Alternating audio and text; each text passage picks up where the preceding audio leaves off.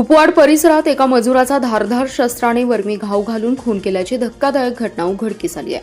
दगडू सुखदेव केंगार असं मयत मजुराचं नाव आहे. चारित्र्याच्या संशयाच्या कारणावरून हा प्रकार घडल्याचा प्राथमिक अंदाज आहे. अश्विनी रमेश गायकवाड यांनी कुपवाड पोलिसात फिर्याद दाखल केली. या प्रकरणी पत्नी छबुताई दगडू केंगार आणि तिचा साथीदार रेकॉर्डवरील गुन्हेगार शाहरुख फारुख मकानदार असं गुन्हा नोंद केलेल्या संशयितांची नावे आहेत. मयत दगडू केंगार हा मजुरी करून कुटुंबाचा उदरनिर्वाह करत होता. दरम्यान त्याचा आणि पत्नीचं कोणत्या तरी कारणावरून वारंवार वाद होत होते. याच रागातून कंटाळून पत्नीने तिचा साथीदार सराईत गुन्हेगाराच्या मदतीने त्याचा काटा काढण्याचा कट रचला. त्यांनी रविवारी मध्यरात्रीच्या सुमारास संधी साधून संबंधित मजुराचा कोणत्या तरी धारदार शस्त्राने पाठीवर मांडीवर वर्मी घाव घालून खून केला. पती रक्ताच्या थारोळ्यात निपचित पडताच संशयित घटनास्थळावरून पसार झाले. सोमवारी सकाळी हा प्रकार उघडकीस येताच पोलिसांनी घटनास्थळी धाव घेतली. घटनेचा पंचनामा केला. पोलीस उपविभागीय अधिकारी प्रणिल गिल्डा यांनी घटनास्थळी पाहणी करून तपासाच्या अनुषंगाने सूचना केल्या. कुपवाड पोलीस ठाण्याचे आनंदराव घाडगे आणि पोलिसांनी तपासाची चक्रे वेगाने फिरवत तांत्रिक माहितीच्या आधारे संशयित पत्नी आणि तिच्या प्रियकराला ताब्यात घेतले. संशयित शाहरुख मकानदार हा सराईत गुन्हेगार असून त्याच्यावर कुपवाड आणि संजयनगर पोलीस ठाण्यात गंभीर स्वरूपाचे विविध गुन्हे दाखल आहेत. मागील अनेक वर्षांपासून चर्चेत असलेल्या सांगली कृषी उत्पन्न बाजार समितीच्या त्रिभाजनाचा निर्णय अखेर शासनाने अंमलात आणलाय. यापूर्वी मुख्यमंत्री बाजार समिती योजनेअंतर्गत या प्रस्तावाला तत्वता मंजुरी देण्यात आली होती. त्यानंतर सांगली बाजार समितीच्या त्रिभाजनाची अधिकृत घोषणा जारी केली. सांगली, जत आणि कवठेमहांकाळ अशा स्वतंत्र कृषी उत्पन्न बाजार समित्यांची स्थापना करण्यात आली. त्यामुळे बाजार समितीचे संचालक मंडळ बरखास्त झालं. सांगलीत जिल्हा उपनिबंधक तर जत आणि कवठेमहांकाळमध्ये तालुका उपनिबंधक प्रशासक म्हणून पदभार स्वीकारला. या निर्णयाने सत्ताधारी महाविकास आघाडीला झटका देण्यात आलाय. राज्य शासनाच्या 100 दिवसांच्या कृती कार्यक्रमाअंतर्गत पणन विभागामार्फत तालुका स्तरावर नवीन बाजार समित्या स्थापन करण्याचा निर्णय घेण्यात आला होता. त्यानुसार राज्यभरातील 68 तालुक्यांमध्ये नवीन बाजार समित्या उभारण्याचे उद्दिष्ट निश्चित करण्यात आलं असून त्यामध्ये सांगली जिल्ह्याचाही समावेश आहे. या पार्श्वभूमीवर सांगली बाजार समितीच्या त्रिभाजनाला प्रथमतः तत्वता मंजुरी देण्यात आली होती आणि त्यानंतर प्रशासकीय प्रक्रिया पूर्ण करून अंतिम निर्णय जाहीर करण्यात आला. प्रशासनाच्या अधिसूचनेनुसार नव्या बाजार समित्यांच्या कार्यक्षेत्राचं विभाजन, मालमत्ता आणि कर्मचाऱ्यांचं समायोजन तसेच पायाभूत सुविधांच्या उभारणीची प्रक्रिया टप्प्याटप्प्याने राबवण्यात येणार आहे. शेतकरी आणि व्यापाऱ्यांना कोणताही अडथळा येऊ नये यासाठी विशेष खबरदारी घेतली जाणार असल्याचं स्पष्ट करण्यात आलंय. सांगली जिल्हा परिषदेत राजकारण करून ज्यांनी जतचं अध्यक्षपद हुकवलं त्या सर्वांचा कार्यक्रम करू आणि येणाऱ्या लोकसभा निवडणुकीत मतदारसंघ पुरुष पडो किंवा महिला खासदार विशाल पाटील पुन्हा खासदार होणार नाही यासाठी मी प्रयत्न करणार असल्याचा इशारा आमदार गोपीचंद पडळकर यांनी देत विशाल पाटील यांना खुलं आव्हान दिले. सांगली जिल्ह्यातील सहकार क्षेत्रातील भ्रष्टाचाराविरोधात भाजप आमदार गोपीचंद पडळकर आक्रमक झालेत. सहकार क्षेत्रामध्ये ज्या ज्या ठिकाणी भ्रष्टाचाराचे विषय समोर येतात अशा ठिकाणी गोपीचंद पडळकर यांनी जोरदारपणे लढत चौकशांच्या फेऱ्या सुरू केल्यात. जयंत पाटील यांची सत्ता असलेल्या सांगली कृषी उत्पन्न बाजार समितीवरील प्रशासक लागू झालोय.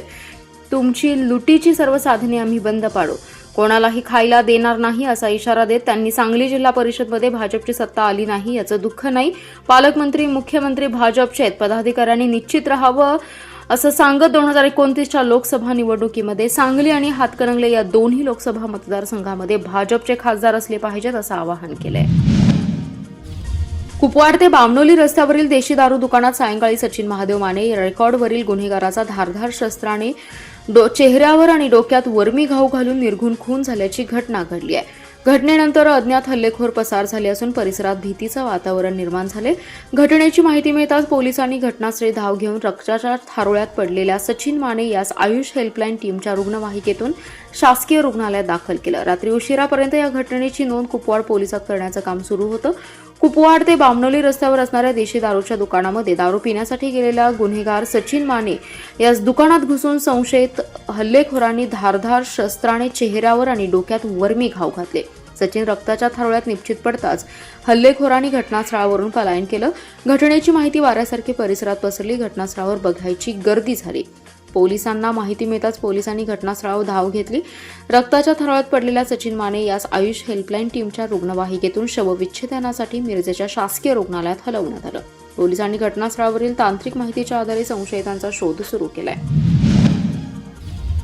सांगली कृषी उत्पन्न बाजार समितीचे त्रिभाजन हा राजकीय हेतूने घेतलेला निर्णय आहे. दुष्काळी असणाऱ्या जत आणि कवठेमहांकाळ तालुक्यातील जनतेवर हा अन्याय आहे.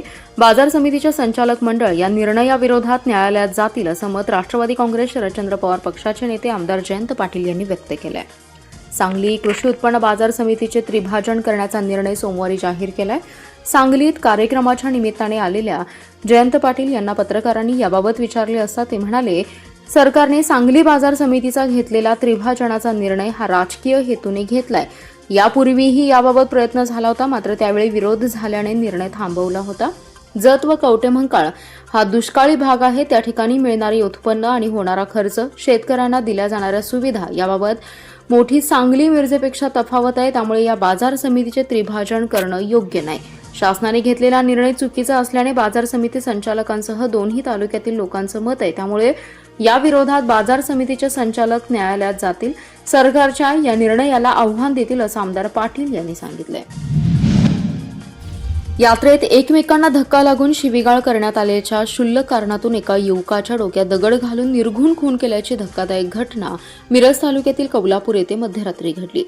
विश्वास कल्लाप्पा सुतार असं मृत युवकाचं नाव आहे. घटनेची माहिती समजताच सांगली ग्रामीण पोलिसांनी तातडीने घटनास्थळी धाव घेतली आहे. यावेळी ग्रामस्थांनी पकडून ठेवलेला संशयित हल्लेखोर रोहित उर्फ नवनाथ श्रीरंग नाईक यास जेरबंद केले. या प्रकरणी सूरज भूपाल सुतार याने फिर्याद दिली आहे. फिर्यादी सूरज याचा आत्ते भाऊ मृत विश्वास सुतार हा कौलापूर ते कुमटे फाटा रस्त्यावरील रामकृष्ण पाटील यांच्या मालकीच्या विराट हॉटेल येथे वेटर म्हणून कामास असून तो हॉटेलमध्येच राहण्यास आहे. सध्या कौलापूरला सिद्धेश्वर यात्रा सुरू आहे. त्यानिमित्त गावात तमाशाचं आयोजन करण्यात आलं होतं. यात्रा असल्यामुळे गावात रात्री उशिरापर्यंत गर्दी होती. सिद्धेश्वर मंदिराच्या मागील बाजूस सोमवारी पहाटे 3:30 वाजण्याच्या सुमारास विश्वास सुतार आणि हल्लेखोर रोहित उर्फ नवनाथ नाईक याचा यात्रेच्या गर्दीत एकमेकांना धक्का लागला. यावरून दोघांमध्ये वादावादी झाली. यावेळी विश्वास याने रोहित यास शिवीगाळ केली. त्यामुळे राग आल्याने रोहित याने विश्वास याला ढकलून दिलं. तसेच रस्त्यावर पडलेला दगड त्याच्या डोक्यात घातला. विश्वास जीवाच्या आकांताने ओरडल्याने परिसरातील ग्रामस्थांनी घटनास्थळी धाव घेऊन संशयित रोहित यास पकडून ठेवलं, तर विश्वास यास तातडीने रुग्णवाहिकेतून सांगलीच्या शासकीय रुग्णालयात दाखल केलं. कौलापूर येथे घडलेल्या प्रकाराची माहिती मिळताच पोलीस उपअधीक्षक संदीप भागवत, सांगली ग्रामीण पोलीस ठाण्याचे पोलीस निरीक्षक भैरू तळेकर यांच्यासह अन्य कर्मचाऱ्यांनी घटनास्थळी धाव घेतली. त्यांनी हल्लेखोरास ताब्यात घेऊन अटक केली. दरम्यान उपचार सुरू असताना सोमवारी सकाळच्या सुमारास विश्वास सुतार याचा मृत्यू झालाय.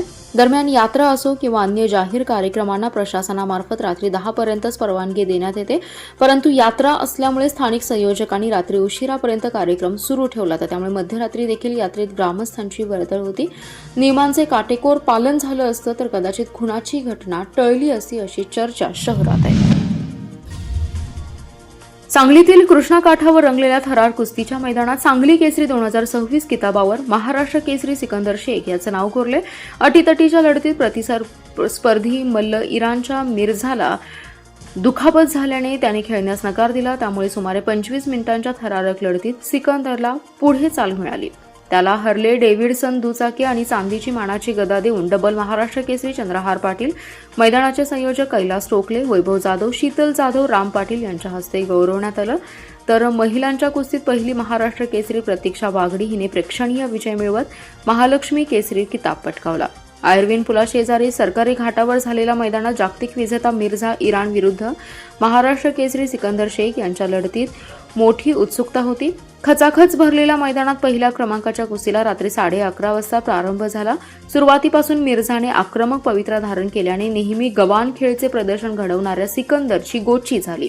एकेरी पट, दुहेरी पट, मानेवर हात टाकून कस आजमावणे यांसह अन्य डाव प्रतिडावांची उकल कुस्ती शौकीनांना पाहायला मिळाली. मिर्झाने 2 वेळा पट काढून सिकंदरला चितपट करण्याचा प्रयत्न केला, मात्र चपळ सिकंदरने मिर्झाचे हे आक्रमण परतवून लावले.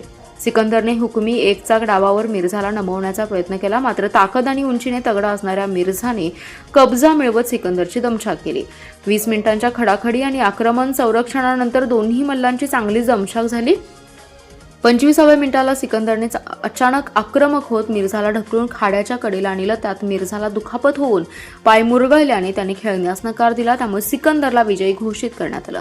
दुसऱ्या क्रमांकाच्या लढतीत महान भारत केसरी माऊली जमदाडेने पुणे महापौर केसरी गणेश जगताप याच्यावर विजय मिळवत बुलेट दुचाकी मिळवली.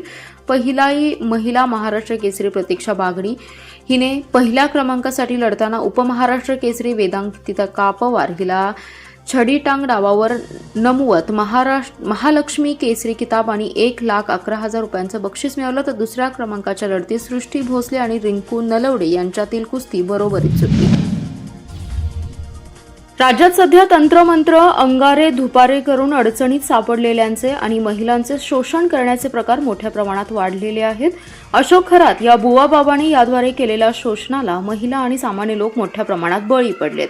अशोक खरात यांच्या या कारस्थानात महिला आयोगाच्या अध्यक्षांसह अनेक मंत्री, आमदार, लोकप्रतिनिधी आणि अधिकारी सामील आहेत.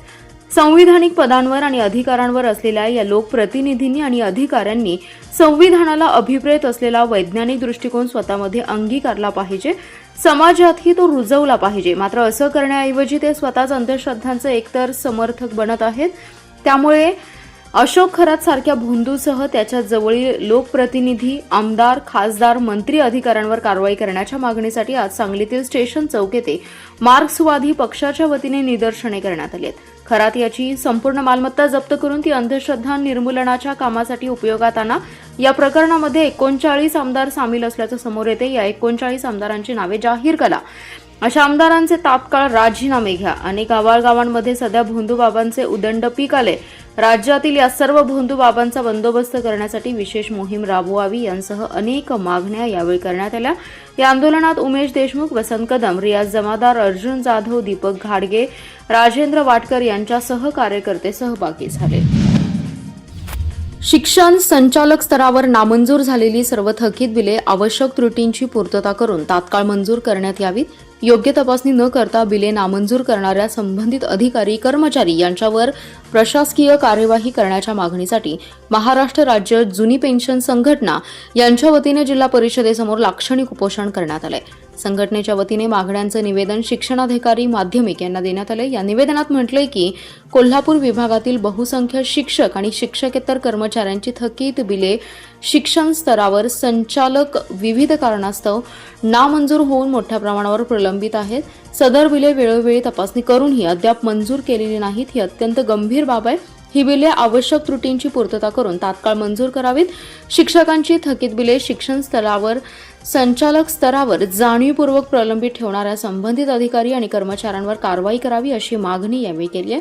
यावेळी संघटनेचे जिल्हाध्यक्ष सचिन इंगोले, जिल्हा कार्याध्यक्ष बापू दाभाडे यांच्या स्वाक्षऱ्या आहेत. तसेच मागण्या मान्य न झाल्यास कोल्हापूर विभागातील सर्व शिक्षक आणि शिक्षकेतर कर्मचारी यांच्यासह शाळाबंद आंदोलन करण्याचा इशारा यावेळी देण्यात आला आहे. देशभरात निर्माण झालेल्या गॅस सिलेंडरच्या भीषण टंचाई विरोधात आणि महिला गृहिणींसह सर्वसामान्य जनतेवर आलेल्या संकटाचा निषेध करण्यासाठी वंचित बहुजन आघाडीच्या वतीने नरेंदर कब मिलेगा सिलेंडर असं म्हणत आंदोलन करण्यात आलंय. सांगलीच्या जिल्हाधिकारी कार्यालयाबाहेर वंचितच्या वतीने जोरदार निदर्शने केली. नरेंदर कब मिलेगा सिलेंडर, महिलांना न्याय द्या, काळा बाजार बंद करा अशा घोषणा आणि संपूर्ण परिसर आणून गेला. गेल्या काही महिन्यांपासून देशात गॅस सिलेंडरची तीव्र टंचाई असल्याने लाखो कुटुंबांचं दैनंदिन आयुष्य विस्कळीत झाले. महिलांना पहाटेपासून रांगेत उभं राहूनही गॅस मिळत नाही, तर दुसरीकडे सिलेंडरचा काळा बाजार मोठ्या प्रमाणावर सुरू असल्याचा आरोप करण्यात आलाय. मोदी सरकारच्या आर्थिक धोरणांमुळे देशभरात गॅसचा तुटवडा निर्माण झालाय असा आरोप आंदोलकांनी यावेळी केलाय. योद्धा महिलांनी प्रांत कार्यालयाच्या आवारात पारंपरिक चुली पेटवून कांदा भाकरी बनवून विभागीय अधिकाऱ्यांना देत सरकारच्या अपयशाचे प्रतिकात्मक चित्रण केलं.